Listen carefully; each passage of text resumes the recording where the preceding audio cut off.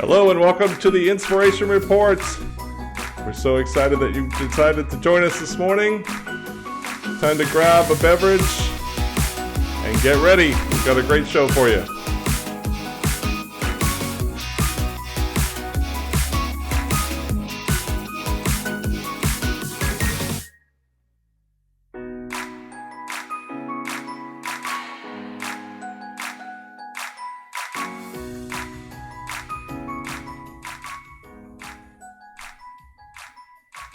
Once again, hello everyone and welcome to the Inspiration Report. Super excited to have you here. Thank you so much for joining us. Got a big show ahead of you here. Super excited. Little inspiration in a box to help you see outside of yours. Our host today, as usual, myself, Lee Kitchen, and my good buddy Sean Brown. And of course, our producer and moderator, the wonderful, amazing Jose Gutierrez. And with that, it is time to get this show on the road. Good morning. Hello. Welcome. Hello. Nice. How's it going, everybody? What's up, fellas? Hey. How you doing? Good to see you. Good to see you. You guys, I've been like the most giddy I've ever been for this show. You know, I first of all, I'm always giddy about this show because it's one of my favorite things. It only happens once a month, but I look forward to it. As soon as we're done with the one last month, I look forward to the next month. But this one, my gosh, it's just, how cool is it, right, Sean? It's a big month, buddy. And honestly, can you believe this is, I think we started 2 years ago, September. So this, yeah, we did. I guess, technically is the start of year 3 of doing this consistently, right? Actually, you know, we are now registered in the TV database, and this is our 25th show, but it's actually season 2, episode 1.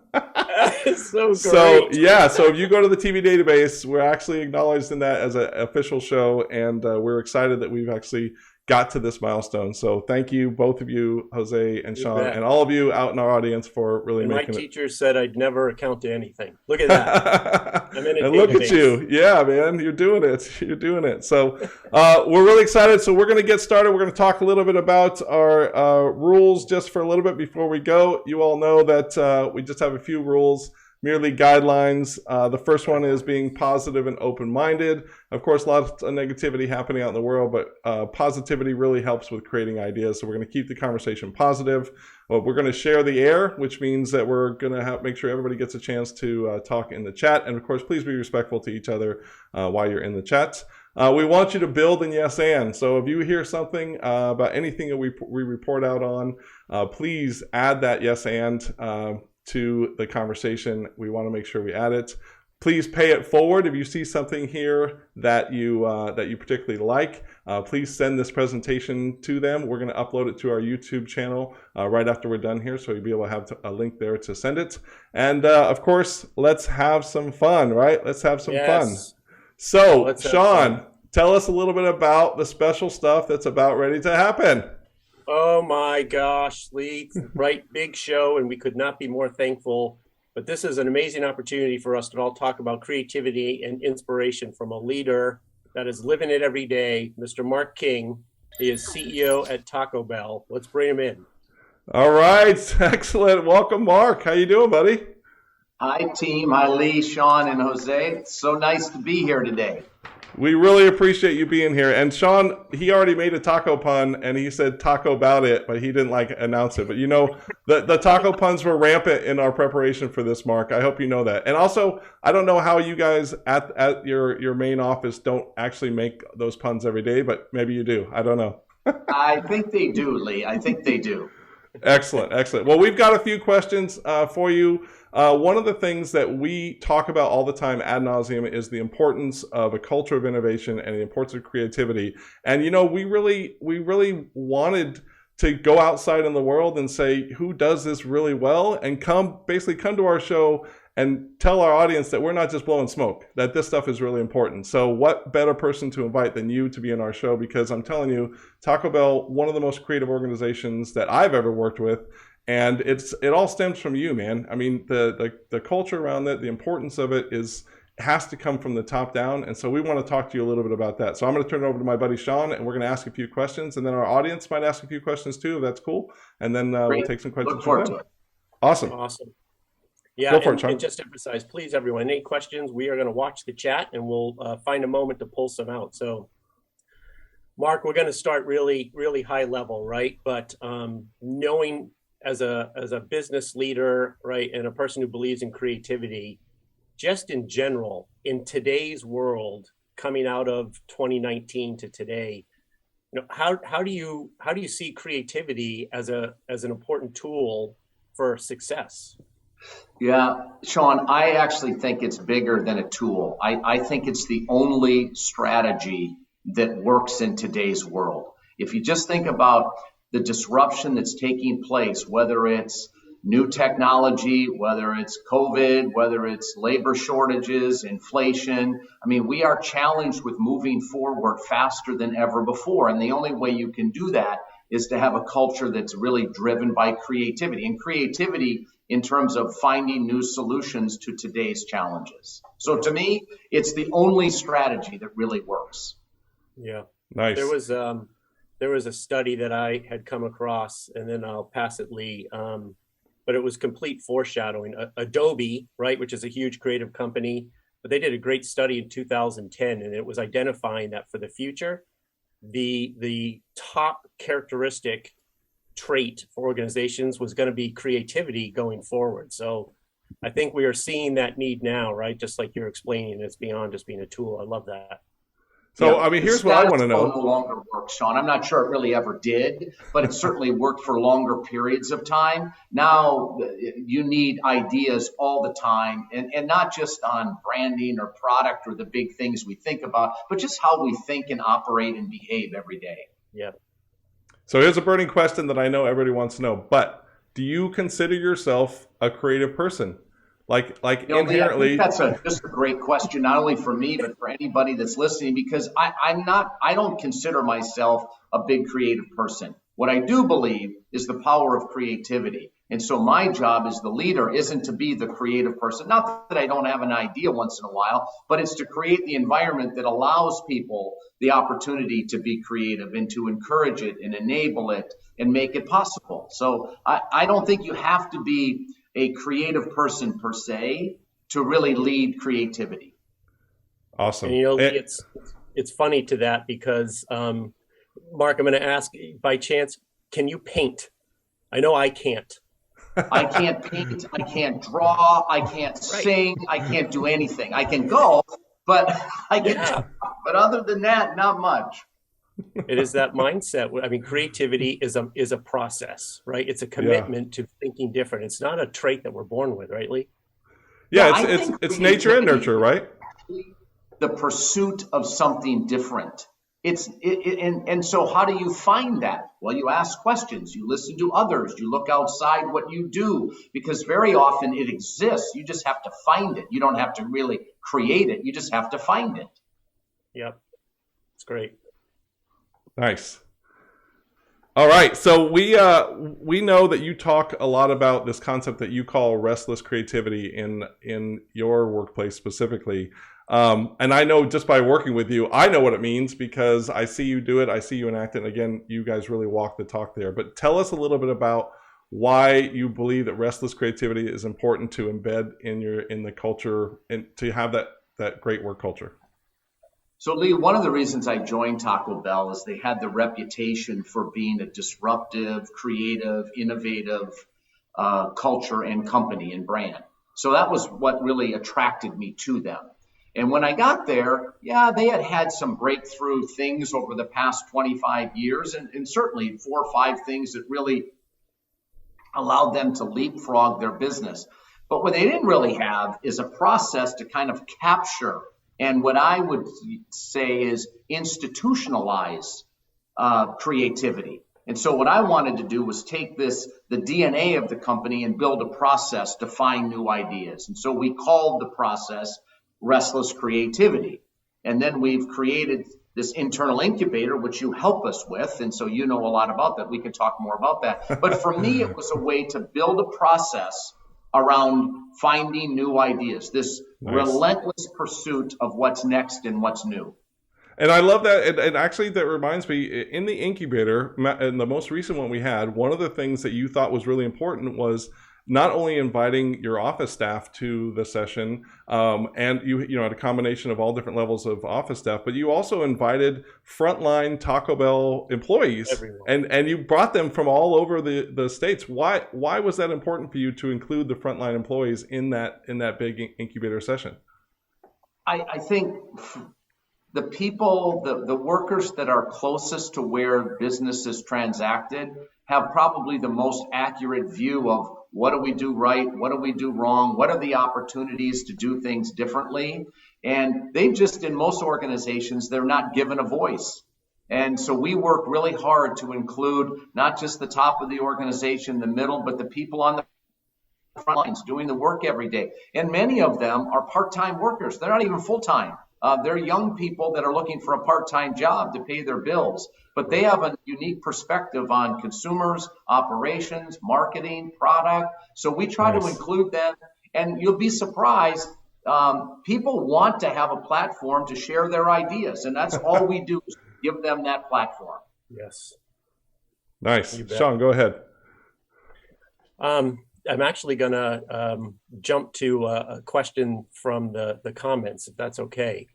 But there's along these lines, Mark, about the culture. And then I think we've got a couple of fun questions on our list too.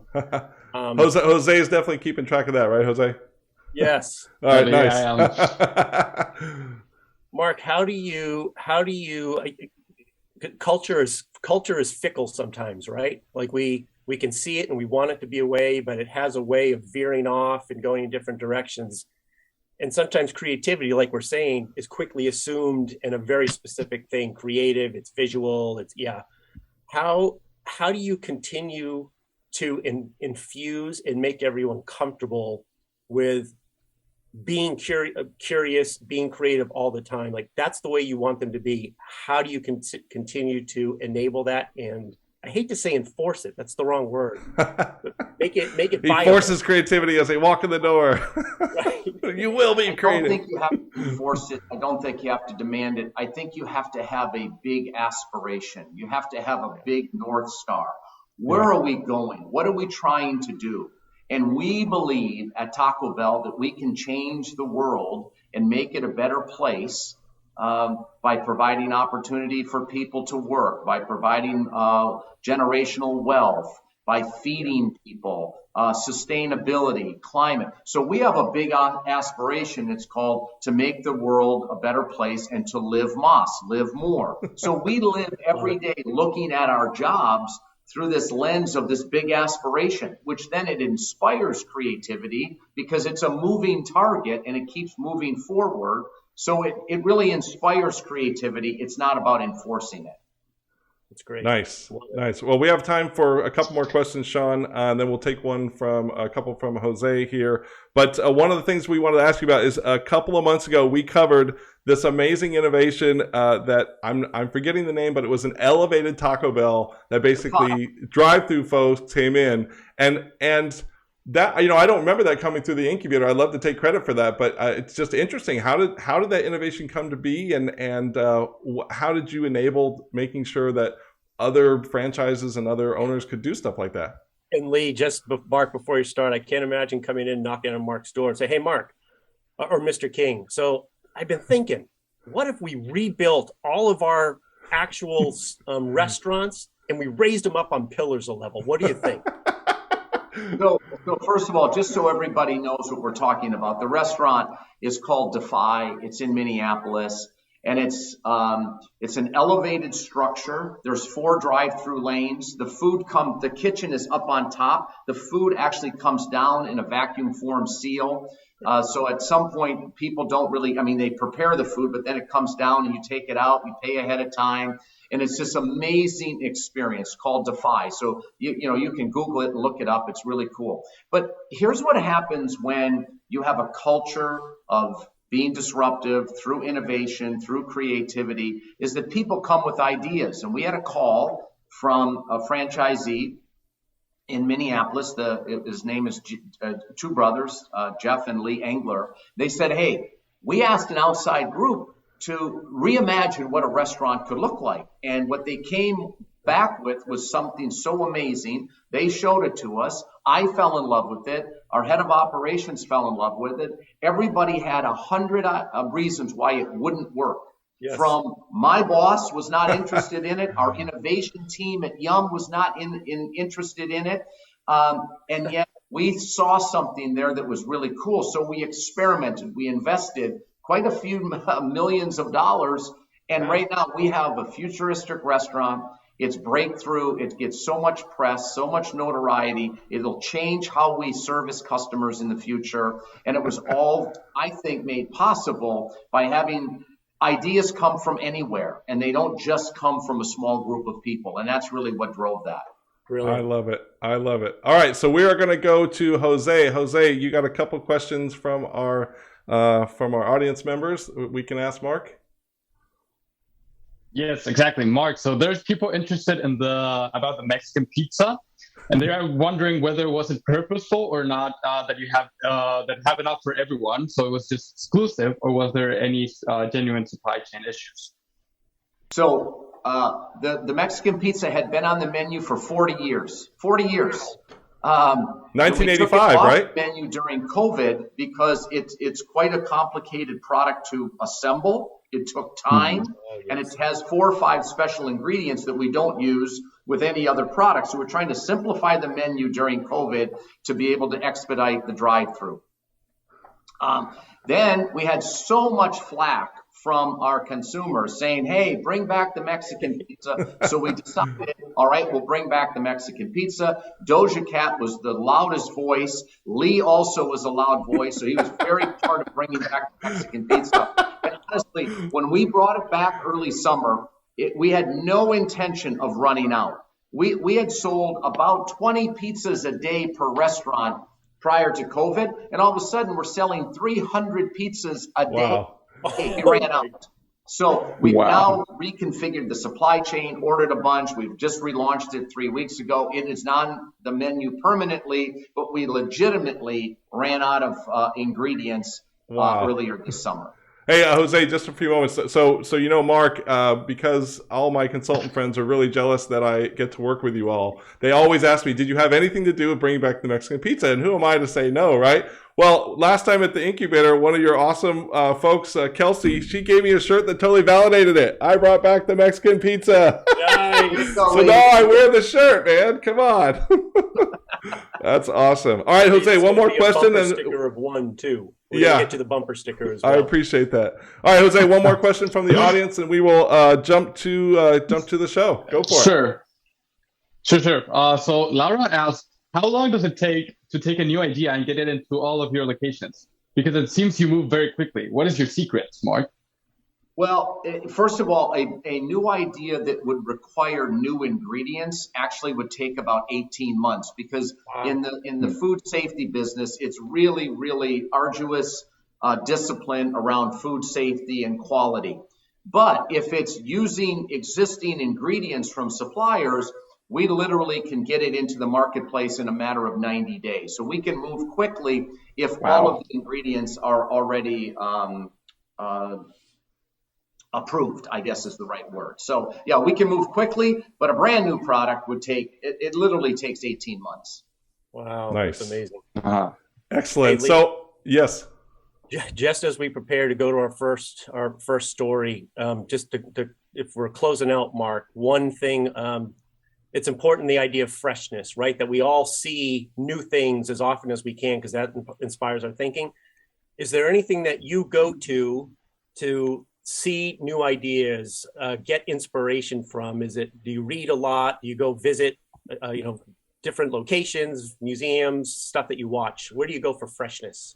Well, here's what I would say, Sean. If you really think of our lives, we spend a lot of time out in the world, whether you're driving to the golf course, going to dinner, going to the office. And I think if you're paying attention to the world around you, you don't really have to read a bunch of books or listen to podcasts. You can do all that, and it's all inspirational. And I'm not saying, but I just pay attention to the world around me. I listen to a lot of what's going on. A lot of my buddies are in different industries, so they're experiencing things. I've been a part of an organization called World 50 for many years. which is an accumulation of networking from different industries, from different leaders. So I just think if you have curiosity around what's happening, you can find new ideas and freshness almost anywhere. Love that. I love it too. That's great. All right, speaking of freshness, we are going to start this report. And Mark, we just want to thank you so much for joining us today. We are really big fans. Of course, this is like my 4th Taco Bell shirt, and I plan to collect more as much as possible. I know that Jose, I speak on behalf of Jose and Sean, that we are, and our audience, thank you so much for being here. But one more ask that we have of you, we have actually self-selected a slide that we want you to kick off the report with, and we would love for you to tell us a little bit about it. And I'm sure you'll know what it is when we show you. But again, thank you so much for being here. We really appreciate it. My pleasure. It was great to be with you guys today. Okay, so Sean, I'm going to go ahead and roll to the presentation here, and let's have Mark introduce it for us. So, Mark, tell us a little bit about this. You know, this is right up your alley since you love the T-shirts and the swag. We really think of ourselves as a lifestyle brand, so you can go and buy Taco Bell merchandise. This is really a very interesting innovative idea that someone in the organization came up with. We partnered with a company that actually is collecting our sauce packets, used sauce packets, to recycle them and then make luggage out of those recycled sauce packets. So this is an amazing innovation around how to make the world a better place and have some pretty cool things to tote around. So it's just another example of Taco Bell's innovation. Well, and I wouldn't be surprised if they sold out immediately, because anytime you all do this, yes, like you did the special Airbnb, you did. I mean, people are still booking the wedding pavilion in Vegas. Like it's booked out a couple years or whatever, right? So it's great that you do this because it's really popular. Yeah, thank you, Lee. It's really fun too. It's fun for the employees, and you know, our cult, we call it our cult following, our consumers that really love us. So we continue to delight and surprise, as we say, and it's really fun. Nice. All right. Well, with that, Mark, we will say goodbye. Thank you so much again. We really appreciate you being here. And good luck to you, and congratulations on just doing an amazing job there at Taco Bell. Looking forward to seeing the future, what happens. Thank you, Lee, Sean, and Jose. Have a great show. Thank you, Mark. Okay, thank you all. Take care. All right, so we are going to proceed on. Sean, that was awesome. Really, really great. And Lee, like totally, you know, I think when we were starting, we're like, okay, we'll talk for 10 or 15 minutes. Everyone, there were some comments. We could have talked to him for an hour. He was great. Definitely big time. All right, and we know there was a lot of questions in the chat that we didn't get to, and we apologize for that. But I promised Mark that I would send him a copy of all the dialogue that went off. So thank you very much for that. Okay, jumping to the next one. Let's talk a little bit about AI Darth Vader. So this is awesome, Sean. I'm so happy that you pulled this, and it's really fascinating because I actually didn't realize that the show that I watched like over and over and over, maybe Obi-Wan, actually used this. So James Earl Jones announced at 91 years old, he announced that as the voice of Darth Vader, he is officially stepping back and retiring, and good for him. He has given us years and years and years of that amazing voice, and we are just so thankful for him. But now what they are doing is they are going to actually replace his voice with an AI version of his voice that is actually derived from all of his previous dialogue. So they've taken all the previous, it's totally amazing. All the previous dialogue of anytime Darth Vader has spoken, and they use a solution called Respeecher. It's a Ukrainian company that trains speech-to-speech machine learning models with recordings of actors who, for whatever reason, will no longer play a part. So it's the first case a well-known actor has, it's actually not the first case a well-known actor has had their voice synthesized or altered this way. They actually used it also in Top Gun Maverick with the voice of Val Kilmer, since reprising his role of Iceman. I haven't seen it though, so don't spoil it for me. I haven't either. Gotta watch it. So they synthesized it because of his medical condition. But this is just, again, an amazing way that we're going to still keep James Earl Jones, kind of close to us, and he's still going to do that voice. It's just going to be an alternate way. I love the AI and the digital animation of Princess Leia and Governor Tarkin in Rogue One. I thought that was well done, and so this kind of just feeds right into it. Any other stuff you would add on this, Sean? Yes, if I had been like Darth Vader's PR person, I would have had a press conference, and I would have said, as Darth Vader, after 91 years, I'm actually going to retire to spend more time with my son, because I am a father. Classic stuff. Everyone that's way younger than us just went, what is he talking about? A father? Luke, I am your father. Oh, I love it. I love it. All right. I'm glad you knew. Let's move on here. Next one. Go for it. Oh, man. More flying cars. This has got to be from Barry. Is this from Barry? This is from Mr. Barry Jacobs. Okay. Once again, thank you. We need to give him a LinkedIn badge. Yeah. We continue to see, and honestly, over the last 2 years, the topic of flying transportation, right? Whether it's from Uber and Uber landing helicopter-like planes on the tops of rooftops in cities and flying into other rooftops. But there's this term, I've never heard it before, EVTOL, EVTOL, electric vertical takeoff and landing.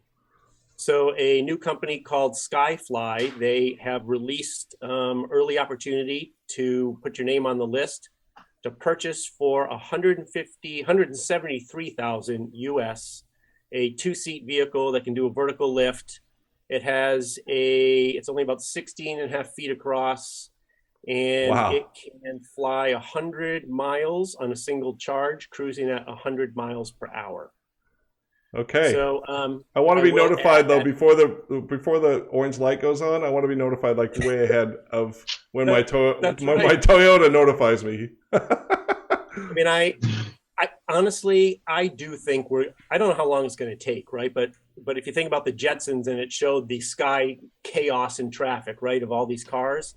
I mean, are we going to get to some level of drone delivery, flying planes? And I personally just think about the noise. Will society be like, this is way too much. We don't want to look at it. We don't want to see it. I don't know, but it's still very interesting. Yeah, you can build walls next to highways, which is what they do in Florida. They have these huge walls on the side of big highways, but I don't know if you could build the overhead wall. Well, and one add-on to this, because products are all about incremental revenue. For an additional $23,000, you can add a ballistic parachute. Oh, it's up to you. I'm gonna wear one anyway if I'm driving.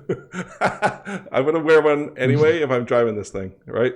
All right, Jose, we're gonna come to your office here. What kind of fun stuff we got going on in the chat there?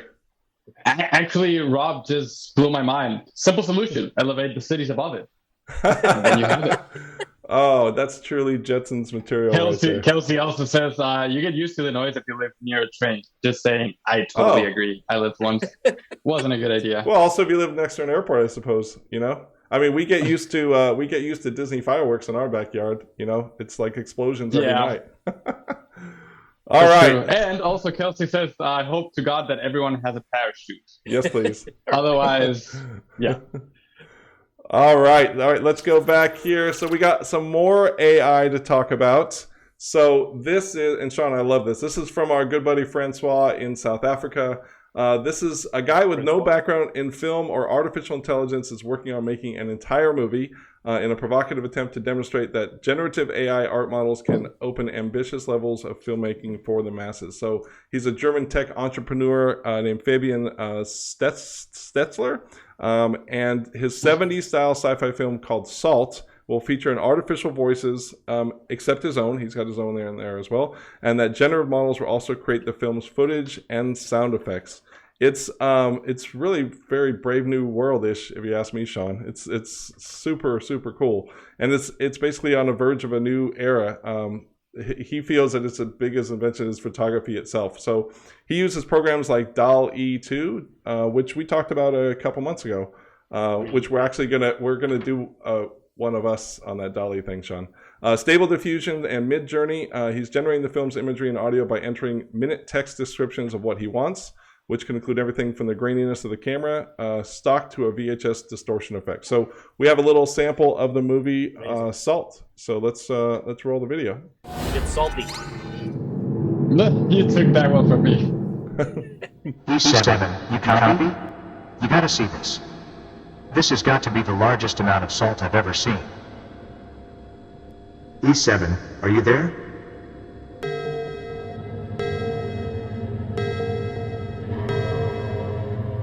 Don't tell me there is a problem with the equipment. I don't know, man. Something seems to be growing on it. You tell me what this is. We have to get out of here. We can't just leave them. You know exactly what is going to happen. That doesn't make it right. Guys, I'm down the first cave in. There's growth everywhere. It's everywhere. Oh my God.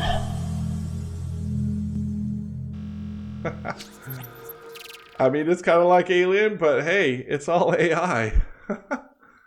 Also amazing. That's just a start, you know? I mean, there's going to be full-length feature films like this, right? Absolutely. And the brilliant thing, too, is the gentleman working on this, he engages followers on Twitter and asking them for next parts in the plot, which is that's really good. Super cool. Super cool. Yep. All right, next up.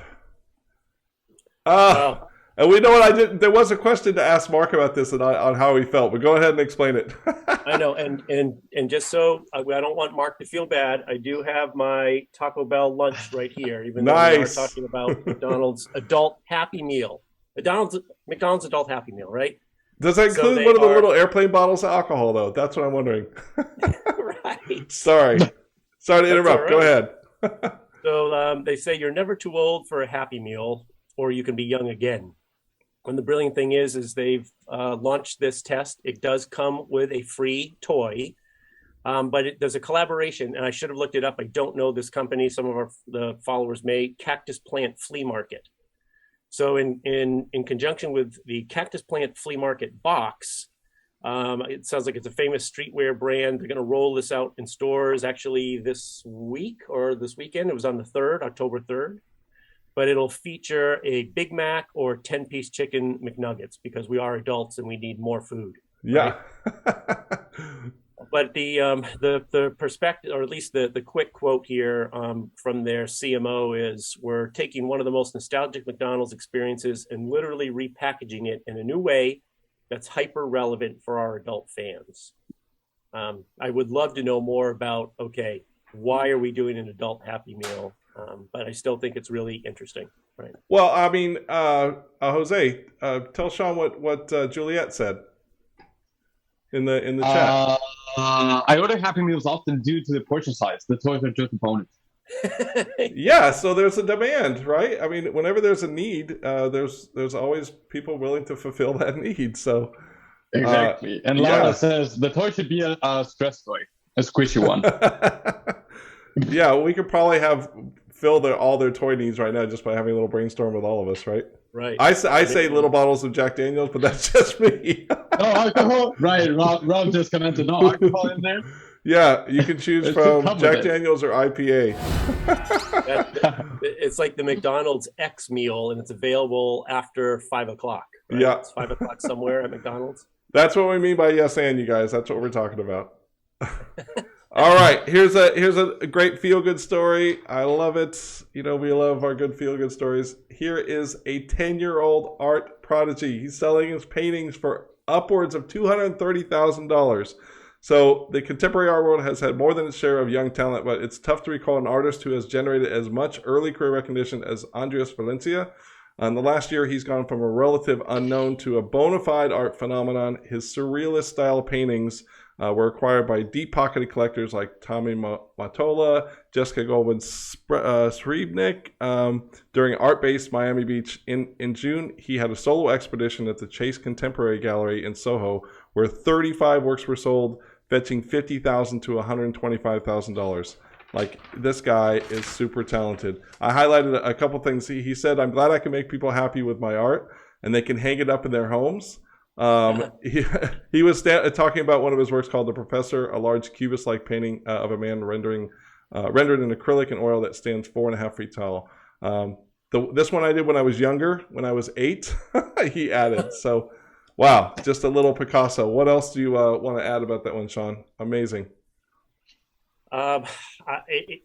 Yeah, it is just amazing, and the art world itself continues to be a very curious place because, as we saw a lot with NFTs, right, and everyone was scrambling and buying up on speculation, and from what I was seeing too, like the whole electronic artwork thing started to become not nearly as interesting or successful as it was. So this is the example of art is tangible, right? It's more tangible than electronic. This kind of challenges our argument of nature versus nurture, though. You know, I tell everybody that they are inherently creative, but was this kid born with something that made him, you know, predisposed to being able to draw better, or did they just nurture his creativity better when he was younger with a wider set of crayons? It's curious, right?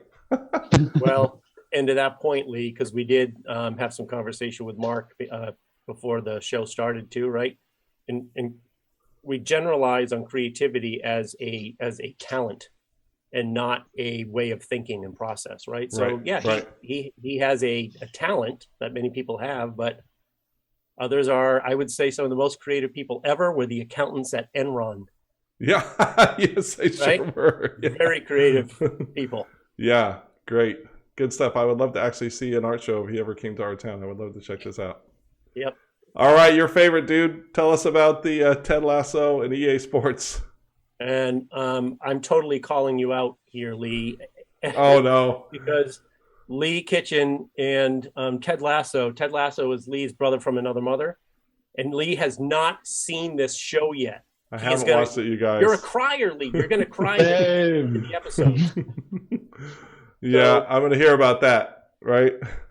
I think this is brilliant, really, really smart at EA Sports, and I actually would say this is a pretty quick engagement because I can't imagine this is something that's easy. But Ted Lasso, AC Richmond, they are now in FIFA 23. So you are able to play as the AFC Richmond team, and it has the full roster from the hot-headed Jamie Tart to the gruff Roy Kent to the free-spirited Danny Rojas. You even have Coach Beard. Lee, you do not know what you're missing. You're going to love it. I've got it. It's on my list now. It's on my list. The best thing was Brett Goldstein, who is, I believe he plays Roy Kent.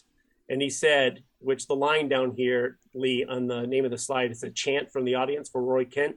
And it goes, he's here, he's there, he's every fucking where. Roy Kent, Roy Kent.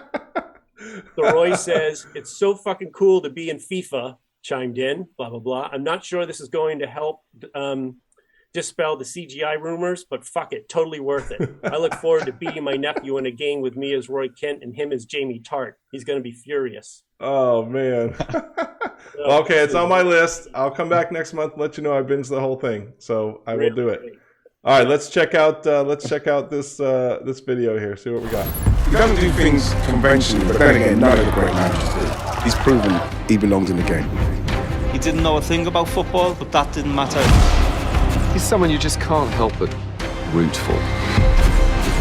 He knows how to block out the noise. He's a great manager and an even better man. And if you tell him I said that, I will brain you.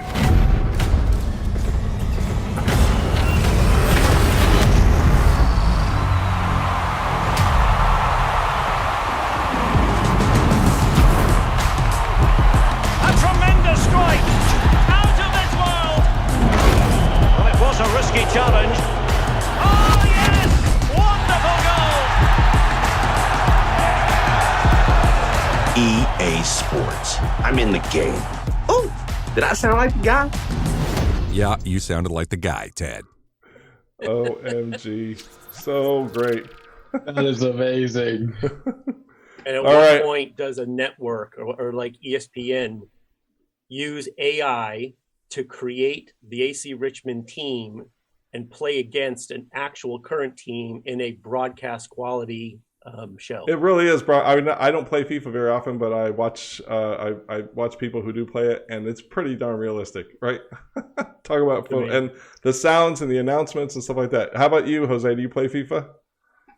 I do. And I bet that we have DJ Thomas here saying, I bet that there's something that Jason never thought of would have happened, him being in a video game. Yeah. And you need to watch this, Lee. There's a lot of people wondering why you haven't binged this. So Yeah. I guess it's your to do for next month.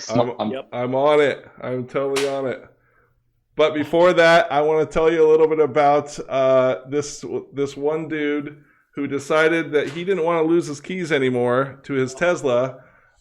So he decided to implant the chip into his hand so he doesn't need to carry his keys anymore. This one comes to us from my good buddy Francois. Tesla fanatic will never lose his keys again after he spent $400 to have them permanently implanted in his hand. Brandon Dalali shared a video on social media this week showing him having a chip implanted in his right hand and using the device to unlock his vehicle. Now, I don't own a Tesla, but I have ridden in one on Ubers before, and it's pretty awesome. I love them, and this would be interesting, right? I've always thought, Sean, that keys and locks, like using a key for a lock to open it, is one of the most archaic inventions that has not been innovated on in a long time. And to me, this is a pretty big innovation, right? And also the start of us being more cyberpunk-like and having external modifications, right? Bionic eyes, bionic arms, chips that open up stuff. And I'll never have to walk back. This is what scares me about this. I did a scavenger hunt the other day on a virtual MC gig that I did. And one of the things on the scavenger hunt is I had somebody go in their house and find a remote that controls nothing, right? Because everybody's got like one remote from the past on a device that they no longer have. So what happens if you get an implant and then you sell that device and you don't have it anymore? How many implants are you going to get, right?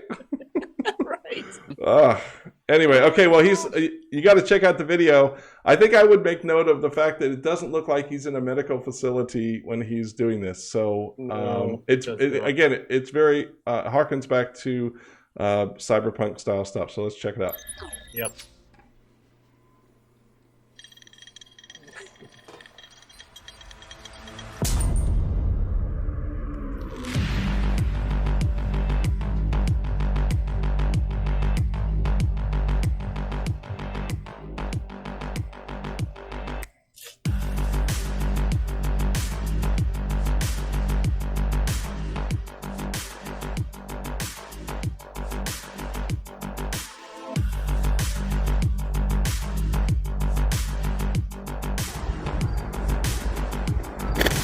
Yeah, he did kind of force it in there.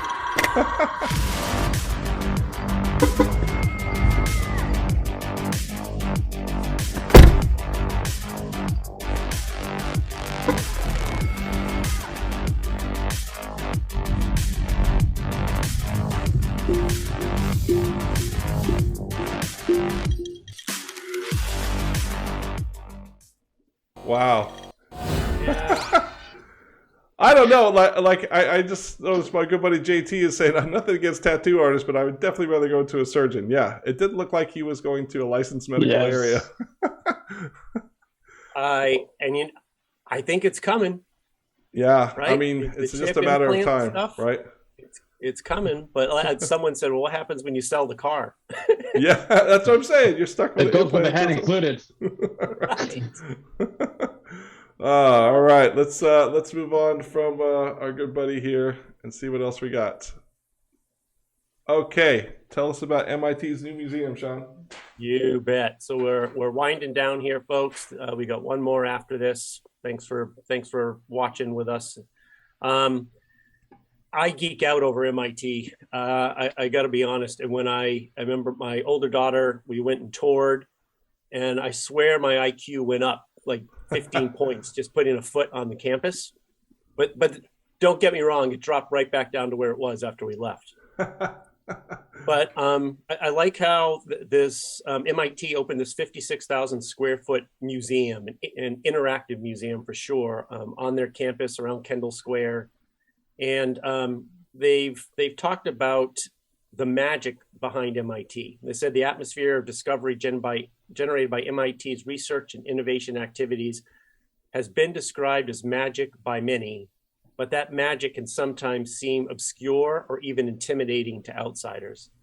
So the point of this was literally making their work more accessible to the public in an interactive way to encourage future generations, obviously future students too, in all the areas of STEAM and making science more accessible and interactive. I want to go. I'm kind of geeked out about it. I think it's a brilliant move for a school like this, right? Hold on, did you add an extra letter to STEM? Is it now STEAM and I just wasn't informed? That actually changed a while ago. Yep. Man, I'm not paying attention. The A is arts. Oh, awesome. Well, thank you for informing me. Which I think at this point means school, but that's fine. Yeah. Right? Means everything. Really good. Making it accessible, I think, is an important thing because obviously you can inspire a child to do really great things. We covered the artist earlier. It's just an awesome thing to do. Plus, it also, to me, it simplifies it. So a lot of people may be intimidated by the things that they do at MIT because you have to have the super brain to do that. But maybe if you go in there and you get inspired, maybe you might have the brain to do what it takes to do that kind of stuff, you know? Absolutely. Love it. Right. I mean, Bring it it's to the making masses. things understandable, right? And giving people access to it. And then it inspires people to want to learn more, to dive deeper, to understand more of the science behind things. It's just about, to me, it's about access. And like Mark was saying, it's just about being aware and seeing things, right? So this is a great way to see stuff that you may not normally read about or engage with. It's cool.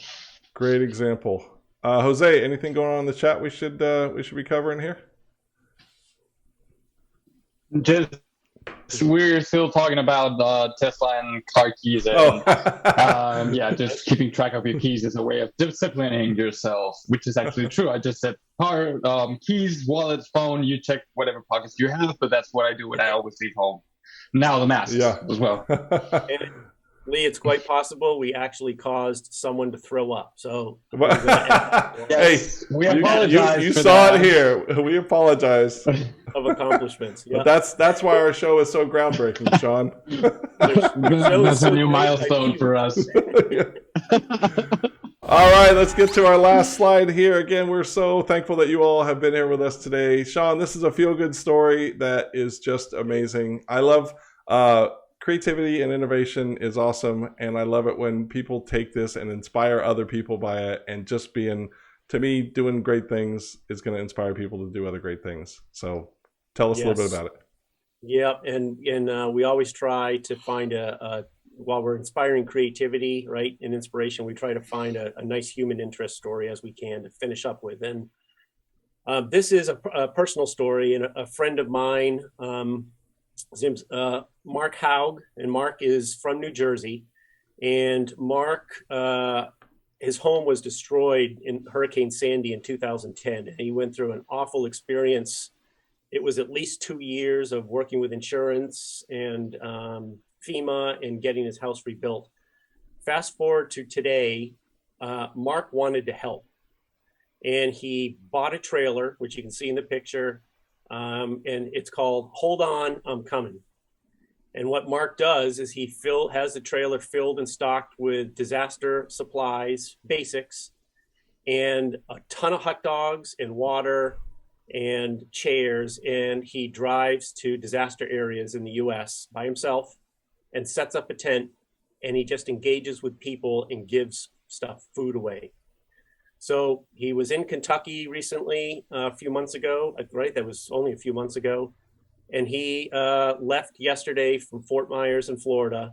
And while he was down there, he gave away 1,500 hot dogs, 75 gallons of iced tea, 400 cups of coffee, 42 pounds of chili, 25 pounds of sauerkraut, 1,600 bags of chips, 20 rolls of toilet paper, approximately 100 pounds of personal hygiene products and toiletries, dog treats, so on and so forth. And dog treats. He included the canines. That's so cool. Included the canines, and he gives it away. I'm so happy for him because just last week, ironically, he got his official 501c3 status. So he is a nonprofit, and it is not that he's just delivering some basics. What him and I talked about is he is delivering humanity, that someone cared enough, right, to pack up a trailer and just show up and try to help people. And it's amazing. And it only takes one person to inspire another person to do that, and pretty soon you've got a bunch of people helping people. So really good thing. Sean, Sean, Nancy's asking, does he have a site for us to donate to? He does. I He guess actually, it was inspired. It was Yep. inspiring. he has a Venmo account, which is, and this will be, I'll put it in the post report on our link tree, and we'll have those links added up later today. But it's Mark MARK hyphen HAUG hyphen 732, and that is his Venmo account. Yep. Really, really great. Thank you so much for sharing that, Sean. Thanks.